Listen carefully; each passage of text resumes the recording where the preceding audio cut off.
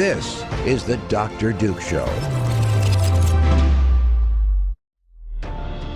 Hello, everyone, and welcome to the Dr. Duke Show. I am Dr. Duke, as usual, and I am joined by one of my favorite guests, Vicki McKenna. Vicki, actually, thank you for joining us today. And I don't know why I said my almost. pleasure. You are my favorite guest, so thanks for being here.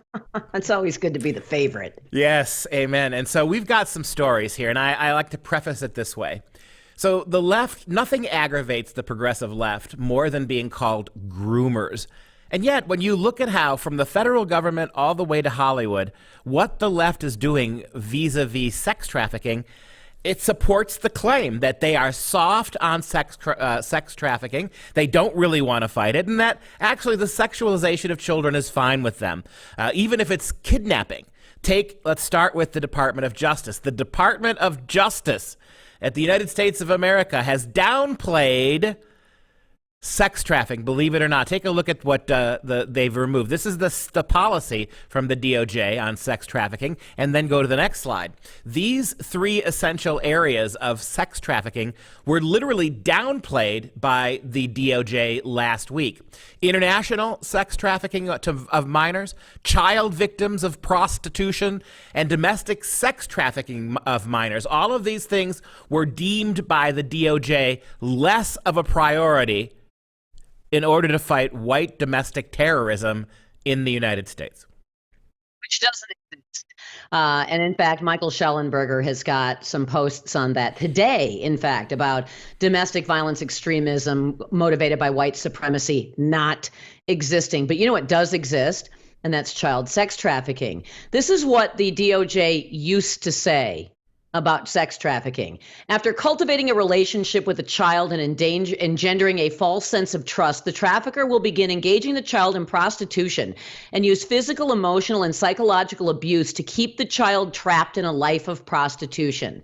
It's common for traffickers to isolate victims by moving them away from friends, family, altering their physical appearances, or continuously moving them to new locations.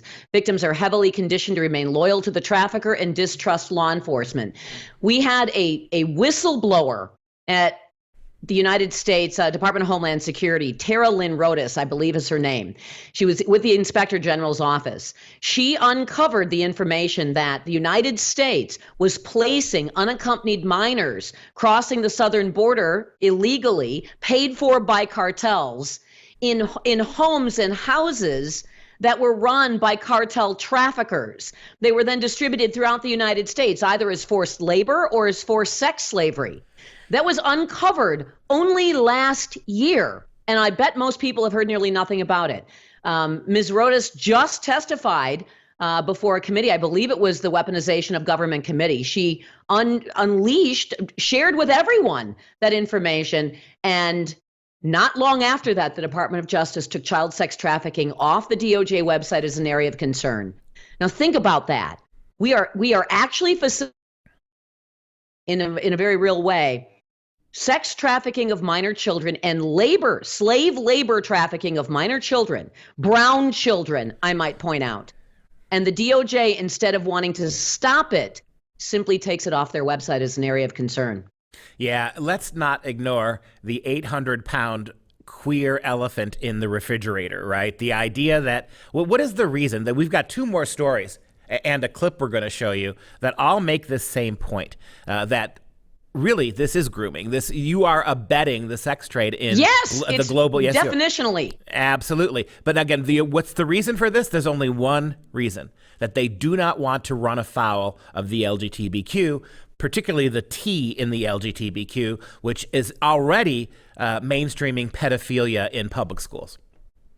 Yeah, and don't call them groomers. In fact, I would strongly recommend you call them groomers. It's about the one thing that absolutely drives them into fits of frenzy they cannot respond to. So absolutely call them groomers, because that is what this is. When you are essentially, as Milwaukee is now considering doing, Madison and Dane County in Wisconsin have already done, passed resolutions that protect children from law enforcement and deceive their parents if those children want to escape to adults to help them transition their gender. I mean, you are teeing up essentially what amounts to a lawless pedophile playground when you do that. But that's not stopping the Democratic Party establishment from endorsing this idea. Here's another way to look at it. If you have an opportunity to stop it, a brand new opportunity to stop it, you are seeing Democrats steadfastly refuse to do that. It just happened in the state of California, a bill that was put forward that would have made sex trafficking of minor children what's called a strikeable offense. So it would qualify under the California three strikes law. They killed the bill. California Democrats killed the bill. Here in Wisconsin, in Rock County, the County Board of Supervisors had an opportunity to pass a resolution that would have allowed the sheriff to spend extra resources and call on the sheriff to dedicate assistance to stopping child sex trafficking. Rock County being a border county with the state of Illinois, very near Rockford, very near Chicago. And they refused. The Democratic-dominated Board of Supervisors in Rock County, Wisconsin, refused to pass a resolution empowering the sheriff. So it's not even just, well, we've got other areas of concern which maybe the DOJ will try to make an excuse about. It is actively fighting legislation and resources and dedication of resources that would permit law enforcement to fight back against child sex slavery. Everyone should ask the question, why? You know, we keep hearing about, and this is the Republicans, on the Republicans as much or more than the Democrats, that we have to open our borders because we need workers to do the work that Americans won't do. I guess prostitution of young children and sex trafficking is one of those issues now that Americans just can't do on their own. We need to import sex slaves from Central and South America. This is amazing. It's unbelievable. The idea that, by the way, in most of the slaves, all the slaves are Hispanic girls, are black girls or boys. They're children of color. And this is a country that likes to wallow and never, ever, ever let go of the historical sin of slavery. This is modern slavery. Nobody can escape this on their own. These kids are required to pay off cartels, and once their debt is paid, they are not permitted to leave. I listened to the testimony of a woman who was giving testimony for the piece of California legislation, who described being raped up to 30 times a day for years. She estimated that the number of times she was raped probably was close to 30,000. And the California Democrats, she was black, and the California Democrats refused to pass that bill out of committee. I don't know what to say about this, except the Democratic Party obviously is on the side of the pimps, the pedophiles, and the slavers. What else can explain this? Can you have imagined in a million years that the progressive left would treat black and brown skinned victims of sex trafficking and forced prostitution, treat them exactly the same as they treat black and Hispanic conservatives? That every rule is thrown out. You could treat them like racist idiots. I mean, it is absolutely shocking. But you and I have been saying this for years. The core contradiction of progressivism is the more it claims to care about you, the more it really despises you. And this is true across the board. And before we transition into the next story, which we'll do in a moment, just want to throw one more thing out here that go back, Mike, and show those three parts of the law, the DOJ. These were actually put in here by the Trump administration. And so Trump put these in. He made sex trafficking, fighting it, a major priority for the DOJ. And I bet you that's another reason why the progressives got rid of it, because it had his fingertips all over it. And let's not forget that some of the information that came out of the investigation surrounding the Hunter Biden laptop, and this was through an analysis that was done by Senator Ron Johnson's committee when he was chairman of the Committee for Homeland Security and Government Affairs, was that Hunter Biden engaged in sex trafficking of Eastern European women. So there's also that to consider as well. My goodness, if the first son is credibly accused of sex trafficking, well, then we're going to have to downplay the seriousness of sex trafficking. And if that also includes child sex trafficking, because the groomers want it, so be it. We are deep in a cesspool that we may not be able to escape, of culture that I'm not sure we can resurrect any of the goodness of it, if there is any left. Yeah, you're exactly right. And we're just getting started. We have started on this. We have more examples of this coming up. So still to come, the left-wing media goes berserk after Jim Caviezel's faith-based film Sound of Freedom draws a massive audience at the box office. You'll never believe how they're attacking this movie that attacks sex trafficking. Coming up.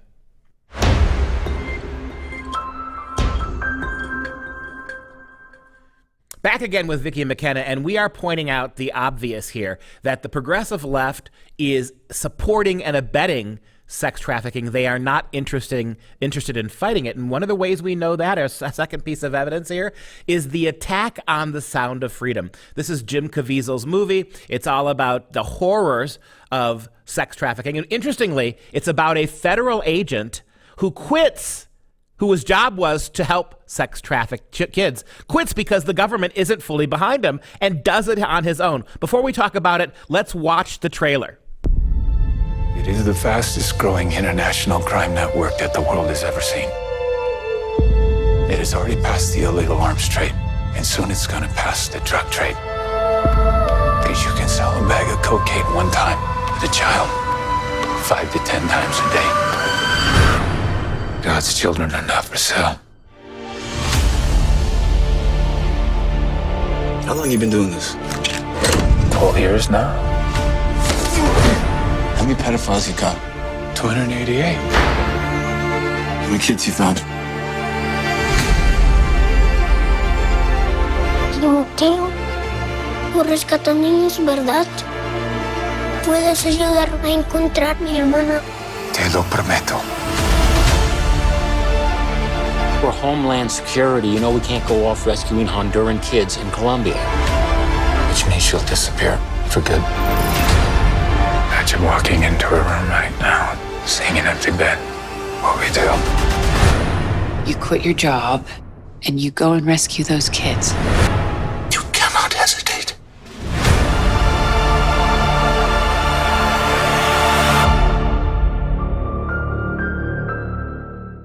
A serious movie about how sometimes government, including our own, gets in the way, now is being mocked, ridiculed, and lied about by major media organizations like The Guardian, like Rolling Stone magazine. It is amazing how insensitive and vicious they are treating this movie, which isn't really a Christian movie. It's not really necessarily a conservative movie. It just simply takes sex trafficking seriously, and the left wants no part of it.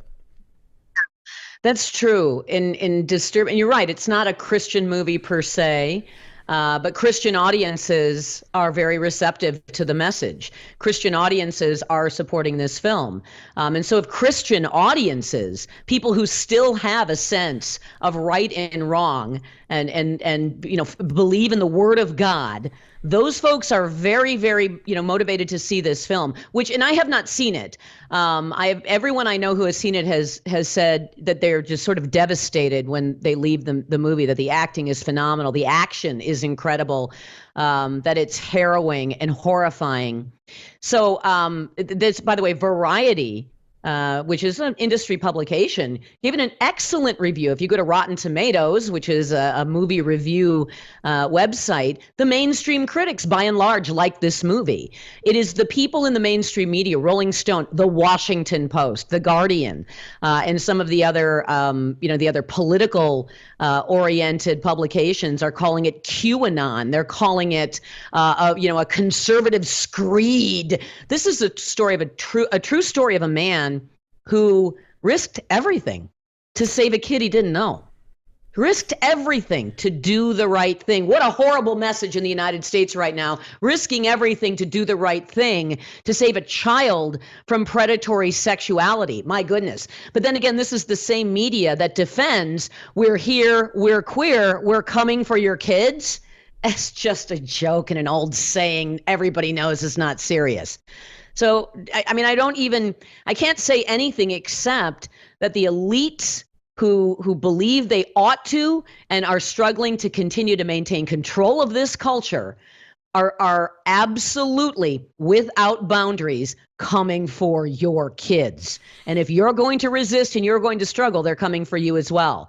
That's the message of all of these reviews, attacking Sound of Freedom, which from all indications is a powerful movie that is really focusing attention on an issue people ignore. By all indications, this movie is making a difference.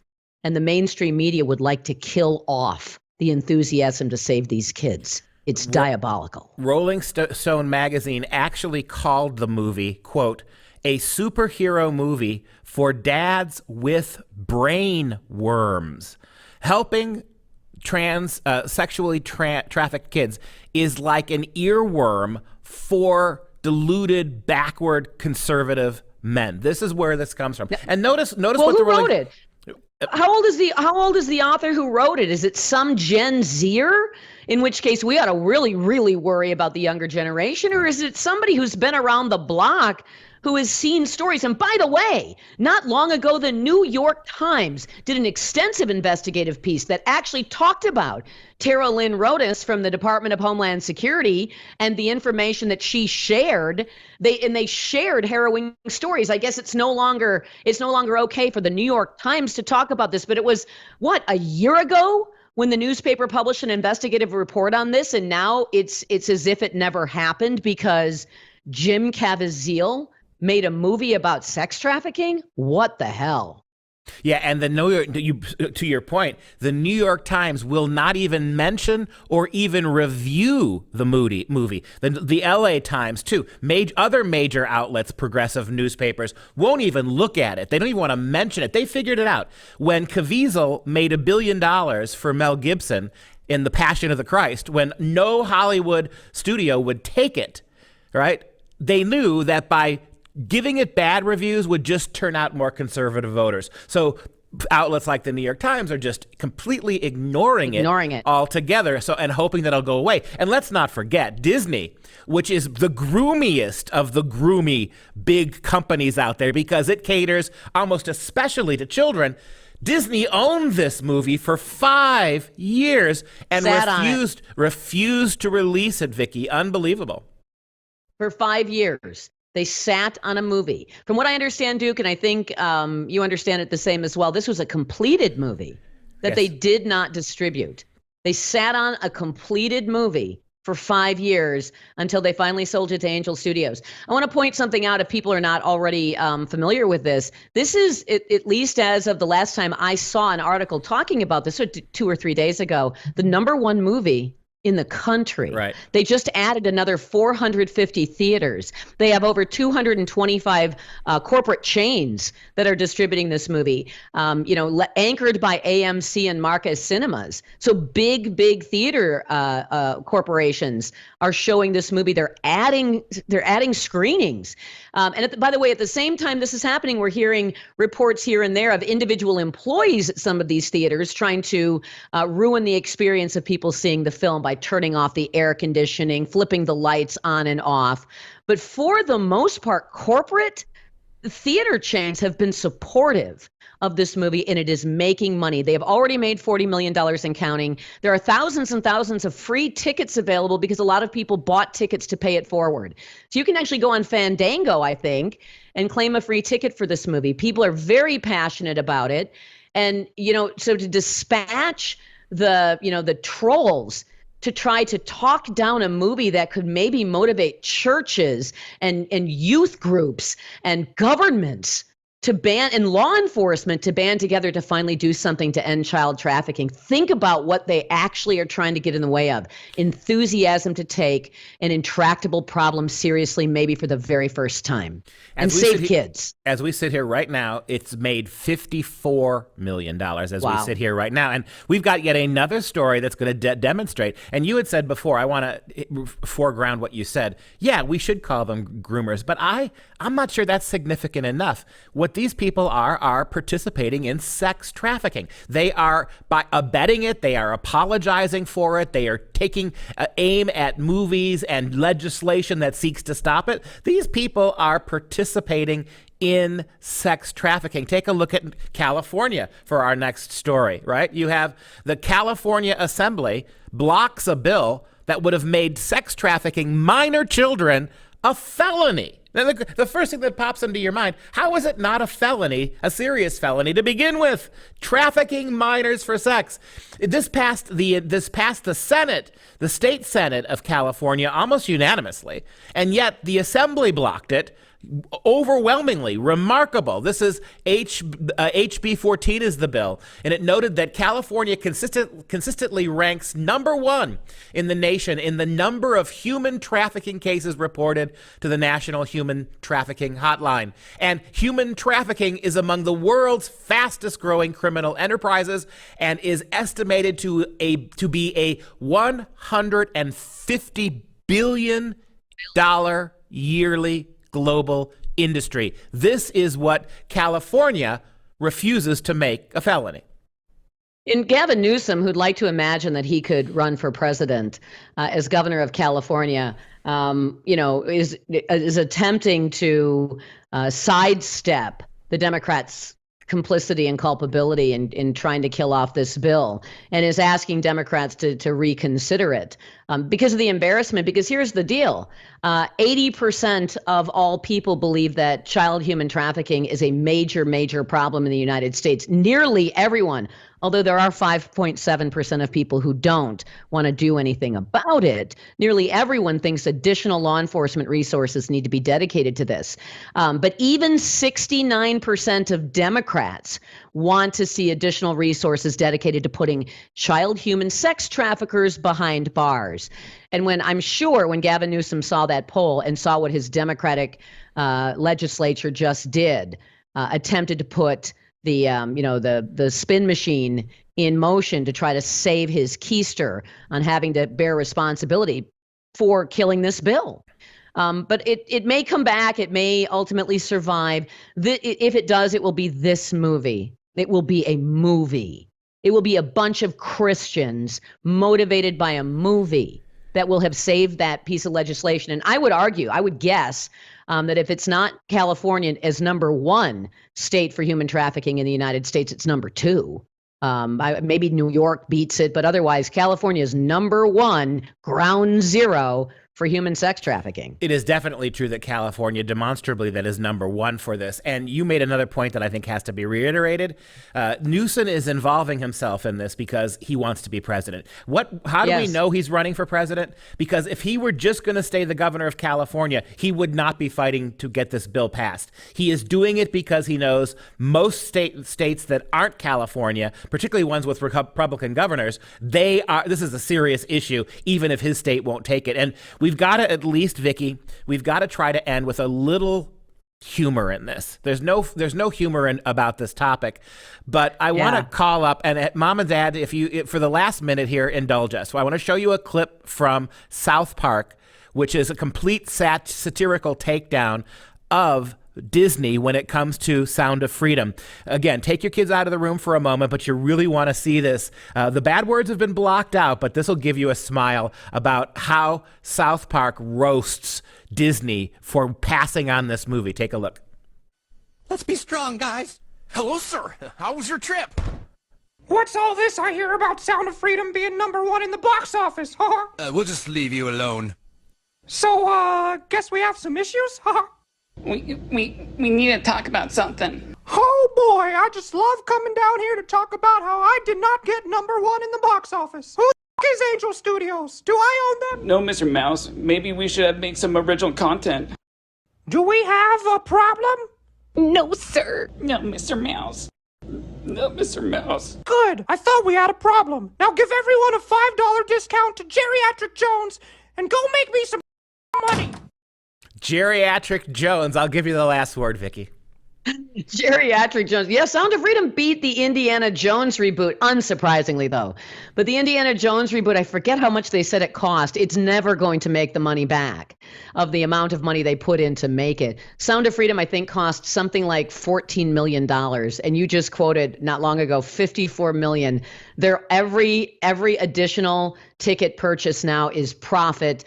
And as I understand, some of those profits are going to assist in trying to help some kids. So South Park, FTW, as always, as usual. Mickey Mouse pulping Bob Iger is worth the whole segment. And that's going to wrap up the show. If you have any questions, comments, or want to support the show, simply visit drdukeshow.com. For all of us at The Dr. Duke Show and for Vicki McKenna, thanks, and we will see you next time.